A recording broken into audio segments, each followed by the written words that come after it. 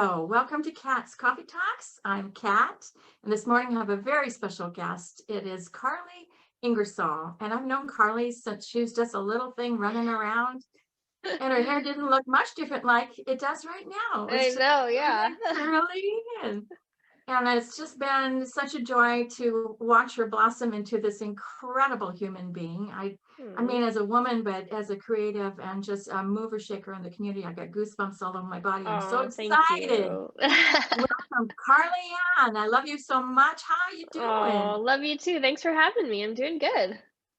Besides the Good. rain, I don't really love rain, so it's kind of gloomy out. Oh, yeah, I do love the rain. I just Yeah. love weather in general.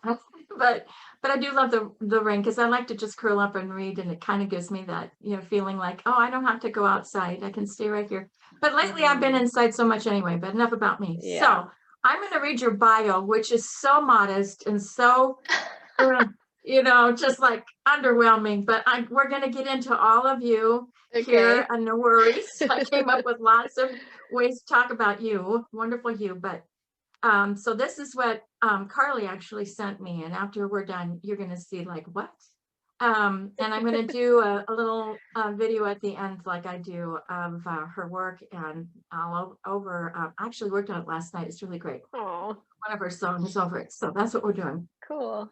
So Karli is an artist, musician, and business owner in Spokane, Washington. She co-owns Lucky You Lounge, a music venue and restaurant, and has an extensive career in art direction and design, working with brands of all shapes and sizes, from Netflix to small mom and pop businesses in the Pacific Northwest. With one foot in the visual art world and one in the music industry, Karli sees no limit to creative exploration and spends as much time as possible exploring every medium she can get her hands on, and that is the truth. Oh my gosh. So right out of the gate, Netflix, what'd you do for Netflix? Oh, I worked at Chapter and Verse, a local agency for, I freelanced for them for 9 years. I still do some stuff I've for seen your them from stuff time with to them, time. and that's a Netflix thing. Well, Netflix is one of their clients, and so all the work I've done has been through Chapter and Verse with Netflix. But yeah, we've done a lot of fun stuff with them, mostly on the product side. So a lot of like when you open the service on your TV or phone or whatever, all the different, especially in the kids sector, like all the different pieces of art you see, I've worked on a lot of those. So I'm going to be looking more into that. That's so yeah, exciting. it's a Congratulations. fun So, it's a fun world. I just want to say right out of the gate, congratulations on everything. I mean, I'm going to Aw. just read off some of the things, and we'll touch on them, okay? Okay, So, congratulations, YWCA Woman of Achievement in Arts and Culture 2020. thank So you. proud of you. That was a huge honor. Yeah, it really, Yeah. really is, and well deserved. And your TEDx Spokane, I've watched that several times. I just thought it was brilliant the way you Oh, integrated your music. I've seen that a few times with other artists, but not very often. And I thought that yours was so seamless and appropriate. thank You you. were so composed. Your posture was amazing. Mm. And the things that you had to share were so intimate. And I know you, and I could not tell if you were even nervous. I mean, you Oh were yeah, really being I'm sure you were, but I you was were being so nervous. transparent, and you held your posture the whole time. So Well, how did that feel? the hardest thing about those is that you have to memorize it all. At least they recommend that, and they make you think that you have to memorize it. Like you cannot bring a piece of paper up there. No teleprompter, nothing. So my talk was 15, 16 minutes, so that's like a long thing to memorize. Obviously the music Right. was already in there, but that was the part that was the most nerve-wracking, and really wanting to like execute what I had written in a way that didn't seem pre-scripted, that like seemed natural, like I was talking. And so I worked really hard at that. I Natural. practiced so much.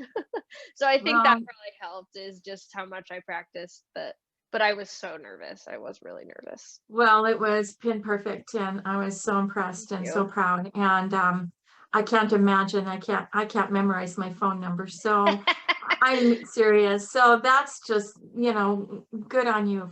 Thank Fantastic job. you. I And definitely did then, feel at the end of that, like, I felt very proud of myself, like, I did this thing that was really hard and I did it, like, you very did. excited to have it off my plate and everything. But darling, that's who you are. That's who you've always been. Thank You you. step up when someone asks you to step up, you step up and then think about it later. Yeah, that's I've watched true. you do that. I've That watched you is do true. that. Yeah. So I wasn't at all surprised, but I was just really proud. And Thanks. so I was talking to you about this before we started recording. Alan Stone, you did a Mhm. recording with him, and I have to say it's just a song that just haunts me. And it was so fun to see you, up at the lodge with Alan Stone, and being all cool and Oh, I mean, you just, your coolness just keeps vamping up, minute by minute. But that was pretty impressive. that was fun. Yeah, Alan and his wife have lived here in Spokane for several years now, and Mhm. we kind of got connected with them through Dan Spalding, Oh, okay. and just became good friends. And so, yeah, but anytime we get to play music with Alan, I'm just like so Oh, excited. who wouldn't be, right? Right? Yeah, he's the Oh, what a best. coup. Yeah, Yeah. that was really fun. So where can you find that? I had to hunt and hunt for it. Where can that clip be found? Yeah, so I think so that's a project Alan's been doing since COVID hit. It's this weekly show that he produces, Yeah, at the lodge. Yeah. live at the lodge, and it was just a free thing on YouTube every week, for about the first like 40 episodes, and that he's moved it over to Patreon, so it's kind of got a paywall now. But I think that full episode is still on his Facebook and YouTube. So if you look up Alan Stone, you can kind of Well, scroll through his videos. I follow him, and I think that's probably where I found it. I can't remember, but I've saved it. But I just Yeah. want people to be able to find it. So check out Alan Stone, you guys, Yeah, he's so if you good. don't already know him. Um, and so you said you're a businesswoman, and I have fond memories of the Bartlett. I lived upstairs right Mm, here and used to I sneak in the know. back door and really piss off your husband. Oh, those And were then, the good old I'd run into, days. because I'd be going in and out, and I'd run into the band, and they go, "Hey, why don't you come and listen?" And so they put my Yeah. name at the door. So, but I did pay a few times. Oh, you It know was what? worth it. It's all in the neighborhood. We figured if you're inviting everyone to the party, they can't complain about it, right? Right? Well, that's true. That's true. Well, I wouldn't complain. I just loved being able to just pop downstairs Yeah. and see what was going on. And it was such a great venue. How you doing since that closed? I mean, I know you had Lucky You at the same time, kind of like this transition. It wasn't like a cut and paste. It was like this transition Yeah. into Lucky You, and then COVID hit. So Yeah. talk about that. Yeah. That transition was tough. We didn't ever set out to open a second venue to close the first one. Our intent Oh, was to have both. And um the Bartlett wasn't a really sustainable, like the way that it the initial idea probably wasn't that sustainable, but then kind of the way that it grew into itself ended up not being sustainable. And so we toiled for most of 2019 off and on that year about like we were struggling with our insurance company, our business insurance. They had jacked up our rates, and then we got dropped for a bit. We're having a hard time finding a new insurance coverage for the business. Just like it felt like everything was up against it, and we just at the end of the summer we just called it. We were like, we can't do this. It's like it's almost like every door was closing around it. So that was really hard because I loved the Bartlett so much. Like it was a very personal space for me, and just like a really fun place to like contribute to the music community and like facilitate a lot of like things with music and art for me personally. So I think that was hard, but it was definitely the right decision because after once COVID hit, can you imagine having two venues that you had to close? That would have just been even worse than. But anyway, COVID, we closed Lucky You just over a year ago, and we reopened the restaurant for a bit last summer, but it's been mostly kind of dark for the last year, and but we're still here. We haven't closed permanently.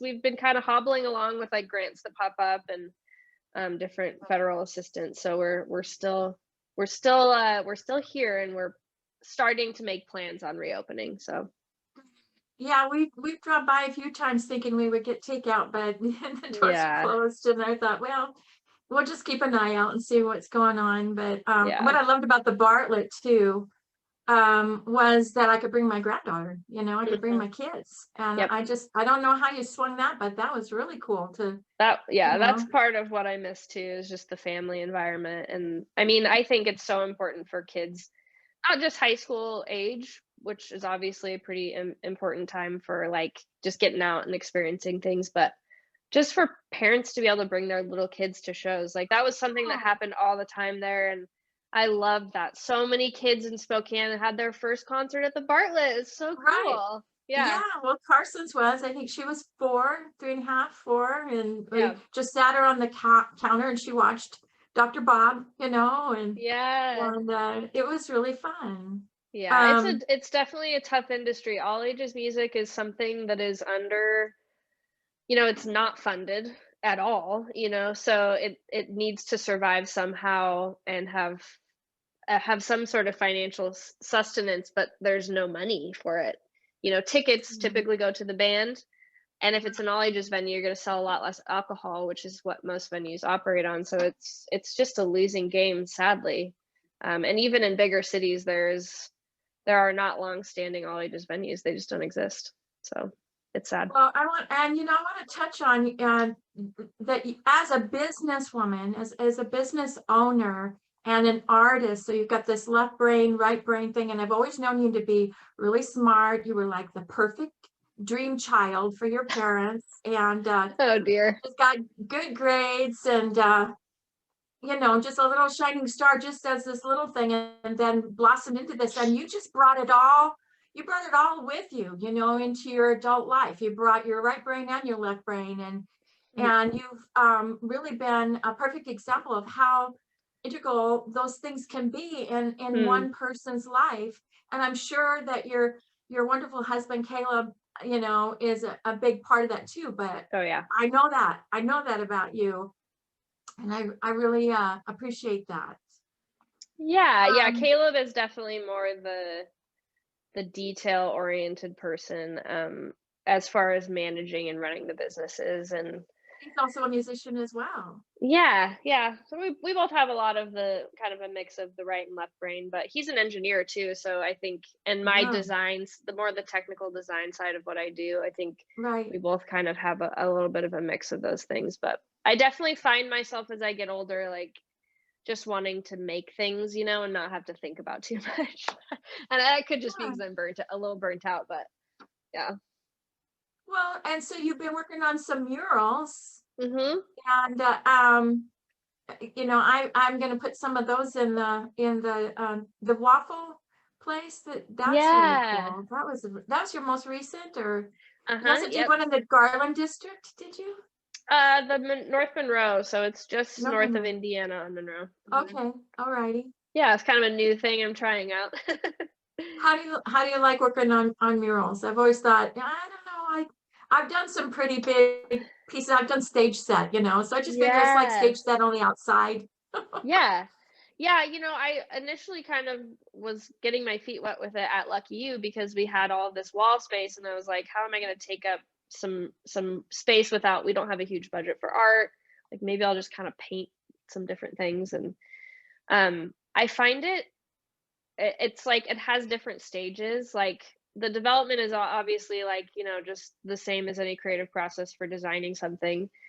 And then the hardest part, where nearly every time I've done it, I'm like, I can't do this. Like I literally say to myself, like, I cannot do this, is when you have to get your idea, your design in some sort of like initial formation onto the wall, onto the large scale. So scaling it up is the part that's just like, I don't know how I'm going to do this, and I've done all sorts of, I've used projectors and like freehand, and um but that's definitely the part where I'm just, my mind is like totally blown. I'm like, I have no idea what I'm doing.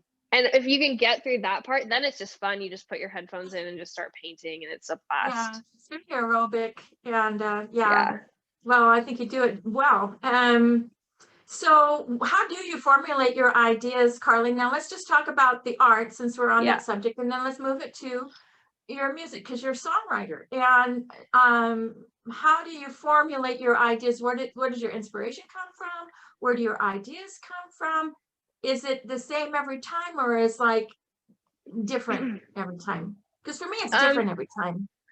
yeah, I really struggle with doing the same thing twice. Like I get Mhm. bored so easily. So I just like to, a lot of my, like, the art I make for myself or just for fun is just pure, like, filling space. Like I like to just be drawing and like doing something all the time. And so it it's a range. I scroll Instagram, I follow a ton of artists. I'm like always taking inspiration from like artists I like, um and so it's partially that and partially just like an exploration of like, I wonder if I did this, like trying things out, a lot of Play. experimenting. But I do a lot of drawing on my iPad. So that's become my like go-to medium, is just Yeah, digital. Um yeah.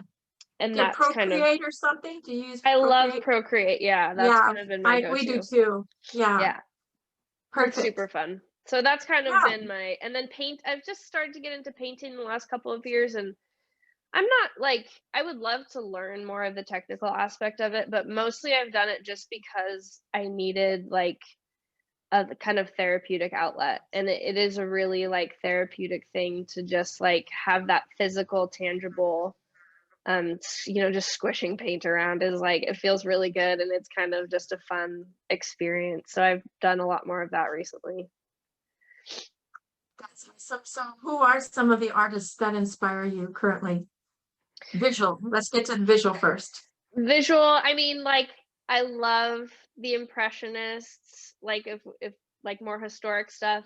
Even when I was a little girl, I, like, really wanted to learn how to paint like Monet. I loved Monet's paintings, and I love Matisse. And, more modern, I love this artist named Carolyn Gavin. She does these, like, incredible, colorful landscapes, like, abstract landscapes.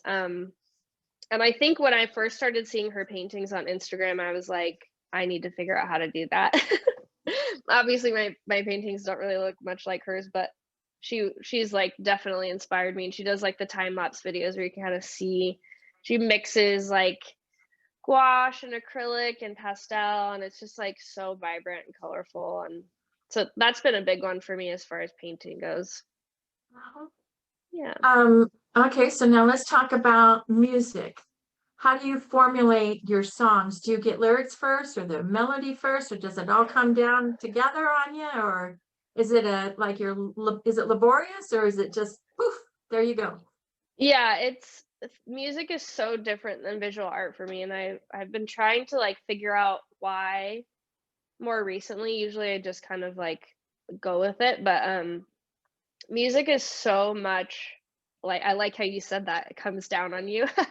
Like it definitely is more of an emotive thing of like kind of trying to process subconscious stuff that's going on with me.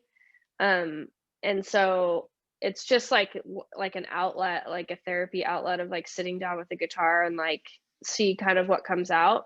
Sometimes I'll have like a idea of what I want to create, but usually I don't have that much control. So just whatever kind of comes out is what I end up with. And some days I like it and other days I don't. But Do you have like a file where you keep melodies and chord structures and then another one for lyrics? no, I have, well, actually I should be more organized, but this is my, these are songs. I love it. Yeah, so I try to make sure I take a voice memo, that way at least I have some record of like little bits, even if it's just part of a song. And Right. if I'm being smart, I'll also type it out in like a note on my computer, so I have like the chords written down, so I don't have to like go back and refigure out what I was playing. But I can't tell you how many times I'm like playing it and I'm like, oh, I'll just remember. Of course I don't. And then So it goes to someone else. You hear someone else doing that, you're going, that was it. That was the song. yeah. That's been my experience. Well, that's awesome. So if you could sit down, I have a feeling I know the answer to this now, but if you could sit down with one visual artist and spend an hour, having a cup of coffee, living or dead, who would that be? Well, that's such an interesting question because like most I need to do more work to like learn about the historic women of art. You know, because all the names that come to mind are men, and I'm so curious what it would have been like to be experimenting as a woman artist, you know, during the time of Monet, you know, or Van Gogh even like. And I think that's partially just because I've never really like dug very deep with art history. I've never taken any art history classes or anything like that. So I should know more, but yeah, I don't know. Who would be yours? I think Mary Cassatt, from the Impressionist Oh, era, she was yes. around, and she and Degas were really good friends. And I'd Uh-huh. like to know what really was the nature of their relationship. Uh-huh. That's part of it. And then, it was a good old boys club. I mean, the men, they had their places where they went, and Yeah, she painted children and women, and she was really an advocate for women and mothers, and that's and cool. she could have done anything because she was so accomplished. But yeah, I think probably Mary Cassatt would definitely be one. That's cool. Yeah, and what about musicians? Who would you want to spend time with, living or So dead? many, so many. And I think that goes to just the point. I like to talk to musicians more. Like I like to talk about art, but I more just kind of like to make it, you know? I don't know. Like I don't know a lot about, you know, art history or theory, you know, I just kind of have, not that I'm not trained, but I don't know, I've just never found it interesting to like talk a lot about art. But yeah, musicians, I mean, like Bonnie Raitt, just to meet somebody like Oh her. yeah, I'm yeah. sure she just has so many great stories and Stories. Yeah. yeah, and just to talk to somebody like that about their early development as a musician and influences and what that was like, because she was probably one of the only female musicians she knew, you know? Yeah, she would adore you. So now you have a band called Super Sparkle, and then your solo gig is Window, or how's that work? Yeah, so I still have a band called Cathedral Pearls, which is the band I'm Okay, in I with wanted to ask what Caleb. happened to Cathedral Pearls. Okay. Yeah, we've actually been a band for 10 years this month, which is crazy. Well, I've got one of your albums. Oh, nice. Yeah, we're not like very active, but Max and I write a lot of music, so the last like few months we've kind of been spending some time recording some of the songs we've never tracked, so that's been fun. But um I started Cathedral Pearls and then kind of Love the after. name of it, by the way. I just love that. Oh, Cathedral thanks. Pearls. It's Yeah. beautiful.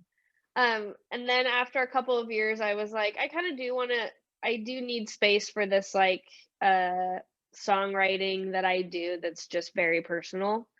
And so that was kind of when I restarted the solo thing, which I ended up calling Window because because before it was Carly Fairbanks, and then I got married, and then my design career was kind of around the name Karli Ingersoll, and I was like, is it confusing to, and Oh, at I'm this going point through that right now. yeah. What am I gonna do? Yeah. I And understand. Yeah. at this point I'm like, I should have just used my name, but it doesn't matter. So Window is my solo project, which is just more, I like to have something where I don't feel like I have to have a specific brand or like tight threshold to like the style of it. You know, I can just kind of like do whatever I feel like in the moment and release whatever kind of music I'm making and not have any like strict parameters. So that's kind of what that project is about. And then Super Sparkle is a project I started as kind of like a experiment. I love experimenting with art, I guess, but um, with my brother-in-law Scott and Max, who's also in Cathedral Pearls, and I think we're in this era and this generation of artists that are always like trying to be so original and like how do we do something surprising and like, you know, with our songwriting, like how do we do the thing that no one will expect. And at the point when I started Super Sparkle, I was like, well, what if we just like did exactly what people do want? You know, like what if we wrote songs that were like right in the pocket and just like did exactly what they felt like they should do and just kind of went with that, you know, and like write pop music essentially is kind of what the initial effort was. And so that was kind of what Super Sparkle was born out of, was this idea of just like trying to write music that's fun and isn't trying too hard. And Isn't challenging anyone. yeah, it's just kind of for delight, and it has been a delightful project. It's been really fun. Well, I love it. I love it. So Yeah. if you were to talk to someone that was like 14, 15 years old, a young woman, you know, coming into herself and who really wants to be the next Karli Fairbanks Ingersoll, what would you tell her?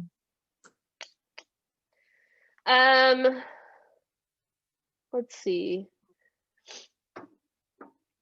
I liked what you said about me. It's so reflective of like, you just step up and think about it later. Me too. I mean, I think that has served me really well. In other ways, it's made my life harder, but I do think it naturally pushes you and forces you to get better at things, you know? It because you just get yourself into situations where you look at that wall and you're like, I don't know how I'm going to paint this mural. You know, I really don't know what I'm doing. But you just figure it out. And then after you get over that hump, you realize like, oh, that's totally possible, you know? And I think that's when the creative world just like opens up to you, when you realize what's possible. And so yeah, maybe that's my life mantra, whether I knew it or not, is Secret just sauce. step up and think about it later. I have to agree with that. I think that I have an element of that in myself as well. Yeah. Yeah, I've actually, you know, someone say, we need someone to teach this class, and I go, okay, I'll do it. Well, have you ever done it before? No, but I'll figure it out. Yeah. And I do, and then Yeah. I turn around and teach it, you know. But Well, you're right. you're a musician and a visual artist, and I think when you start to like explore art in different ways, you start to realize like, oh, everything is the same, you know? Absolutely. So what can't I do, really? Right. Yeah. Well, and I have to say, and again, I have goosebumps just when you did your TEDx talk and you talked about, you were so vulnerable, Karli, but I think a lot of people who have come to a place of and any element of success with something that they've been severely focused on, and it's like climbing the ladder of success and finding it leaning against the wrong wall, and you Mm-hmm. realize that's not what this is about. This is about the journey. Yeah. And I think that your explanation of that by taking us through your journey was so beautiful, and that it caused a sense of deeper respect for your journey and excitement to know that you landed exactly where you needed to be, which is That's nice. it's about the process. Yes, yes. And I think that, you know, it took me quite a bit of failure to realize and reflect on like, what do I even enjoy about this, you know? Because you can't continue down the path of the process and the journey every time you start a new piece if you don't know what you like about it, you know? If really all you think that you like is that moment of sharing it with the world, or like posting that picture on Instagram, or playing that song at that show in front of the audience, it's like, if you don't know from beginning to that point what's even fun about it for you, then it's like you will be doing it for the wrong reasons. So I think that process and reflection of like, oh, I really enjoy these things, and you learn so much about yourself, I think, through that, you know. It's like you have to self-reflect though, because otherwise you just end up like, you know, spinning your wheels. So how can people find you? You have a website. Yep. You have a few websites. KarliIngersoll.com. KarliIngersoll.com. I'm on, you know, with my art, my visual art, I use Instagram more for that, which is Okay. just Karli Ingersoll. But Okay. I have a Facebook page too. Yeah, I think those are Well, I'll put all those main links spots. on the page after I get this all edited and put together. And I just thank you so much for being willing to join me. I think I had a dream about it. I was so excited to see you. I've missed you. Oh, I know it brought up Yeah. memories of the afternoons I'd come to your studio my senior year of high Yeah. school and hang out with you while you painted. Yeah, I know, watching you blossom and I have some of your work that hang on my walls. And then of I course love that. I did a portrait of you that hangs on your mother's wall that she got Yep. for her birthday from some friends. And Beautiful. Yeah. yeah, it's one of my favorites. So yeah, we definitely are interconnected like family, and you give your Yes. my love to your family, to your beautiful parents and those cutie pie boys. I can't believe Trey. He's not a boy anymore. I, he was my little love bug, and now look at him. He's a big old man He's almost. almost So 20. Yeah. no, Yeah. I know. cut me to Yep. the quick. I You guys know. all grow up so fast, but it's such a joy. What a beautiful family. So, all right, and tell your beautiful husband hello, I and will. yeah, and best wishes, and thanks again for joining us. And so, tune in till next week. And I can't remember who we have next week, but I'll post it in the group. Everybody will get to see it. Oh, you're coming, but I've got some really fun people coming up too. Musicians, Awesome. writers, poets. Yeah, so stay tuned. Thanks a lot and see you Thank later. you. Thank you. Bye-bye.